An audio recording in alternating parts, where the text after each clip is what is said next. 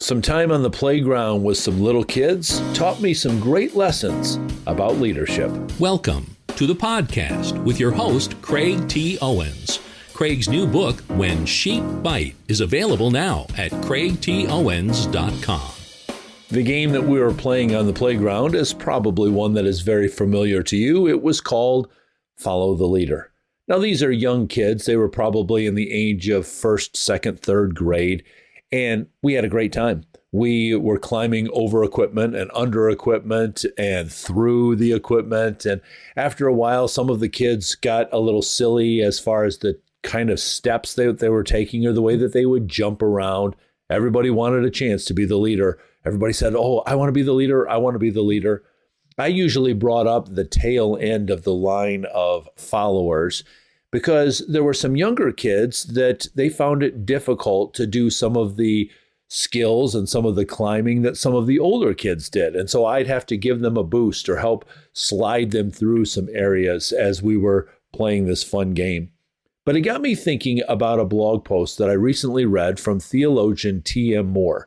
And let me just share with you something that he wrote right at the beginning. He asks a question: with so many voices clamoring for our attention, urging us to follow them, frequently couched in terms requiring donations to their work, here's his question: how can we know who the real leaders are?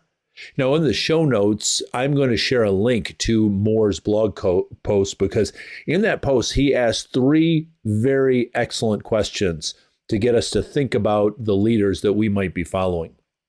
I love leadership. I love thinking about leadership. I've spent a lot of time studying about leadership. Most of the books on my bookshelf are leadership related.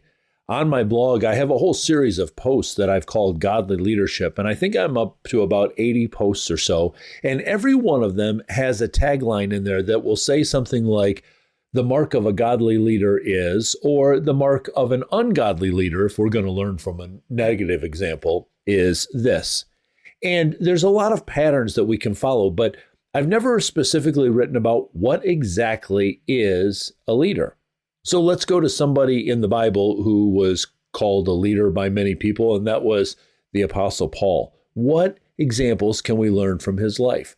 Well, one of the things that we see Paul writing to the church at Corinth, he says, when I was there, I didn't baptize very many of the new Christians, the new followers, because baptism in that culture a lot of times symbolized my followers. Paul was trying to emphasize these are now followers of Jesus. I don't want them to be followers of Paul. In fact, if they're going to be followers of me, Paul said later on to the church at Corinth, as he said it this way in 1 Corinthians chapter 11, follow my example as I follow Jesus. He didn't say follow me, but he said, I'm doing my best to follow Jesus. And as I do that, why don't you follow my example? In other words, what Paul was saying is, I don't really want you following me.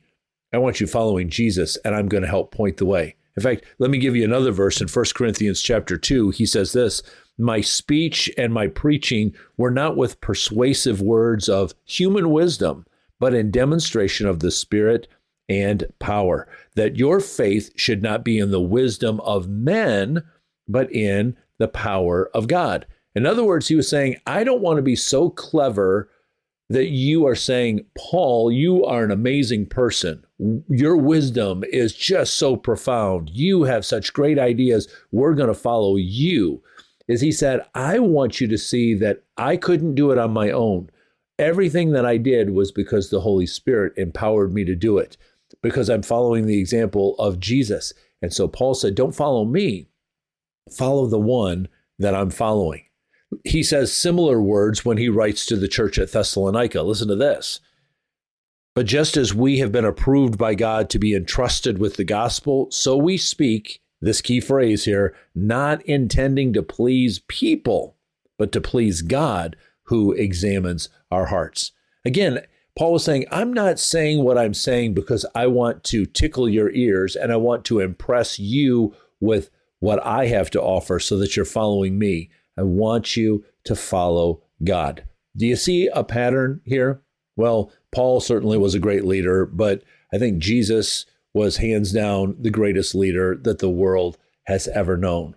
Jesus, who had all authority, that he could demand that we follow him, that we serve him. Instead, what he said, though, was that he came not to be served, but to serve.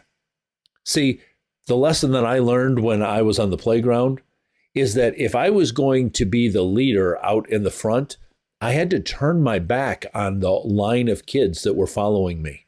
I might be doing some fun things, climbing over this thing and around this thing and hopping over that puddle, but I couldn't see what was happening behind me. But when I was the tail end of that line, and I could see that some of the younger kids were struggling in some of those areas, and I got a chance to come over and help them climb up something because I gave them a boost, or I could lift them up and help swing them over that puddle, and they felt like they had jumped over it themselves. They had so much more fun doing that. And you know what? So did I. Leaders aren't trying to get out in front of people and have a mass of people following them, but godly leaders want to make sure that everybody gets to the goal. Godly leaders want to make sure that everybody is following Jesus. And so if they will be out among the people and say, let me help you over this, let me give you assistance here. And so I wrote it down this way. A mark of a godly leader is not one who is trying to build a personal following, but one who is trying to help other people follow Jesus more closely. Craig's new book, When Sheep Bite, is available now. To order, go to craigtowens.com.